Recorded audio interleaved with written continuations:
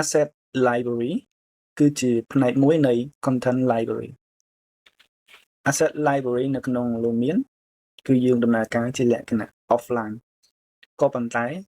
នៅពេលអនាគតវាអាចនឹងមានការ update បដូរពី offline ទៅជាលក្ខណៈ online វិញនៅក្នុង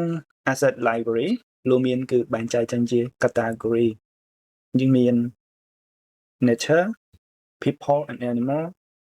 transport object group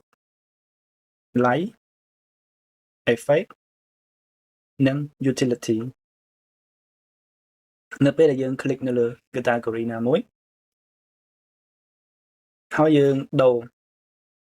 option របស់វាពី select មក place យើងនឹងឃើញផ្ទាំង library ហើយបើយើងដូរទៅជាប្រភេទ category ផ្សេង library របស់យើងក៏ដូរទៅតាមនឹងដែរ option នេះគឺជា option មួយដែលបានមកពីការ create asset ផ្សេងៗគ្នាចូលគ្នាហើយយើង make វាជា group នៅក្នុងប្រភេទ category របស់វាមួយគឺវាបែងចែកជា sub category ទៀត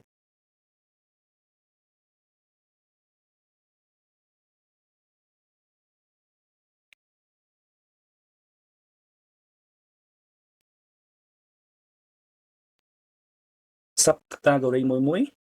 វាមានច្រើនទៅតាមប្រភេទរបស់វាដូចគ្នា page 2 page 3 page 4 thumbnail size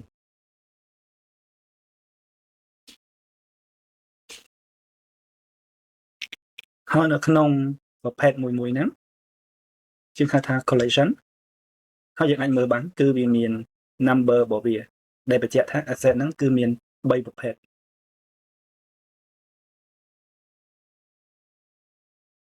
option មួយនេះគឺមាន8ប្រភេទ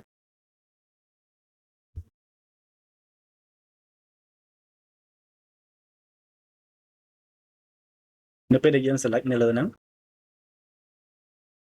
គឺយើងអាច add to favorite បានហើយនៅលើនេះគឺមានជាលក្ខណៈ tag នៅពេលដែលយើង click នៅលើហ្នឹងគឺបានន័យថាគឺយើង search ស្វែងរក asset ដែលមានលក្ខណៈដែលប្រើ keyword មួយហ្នឹង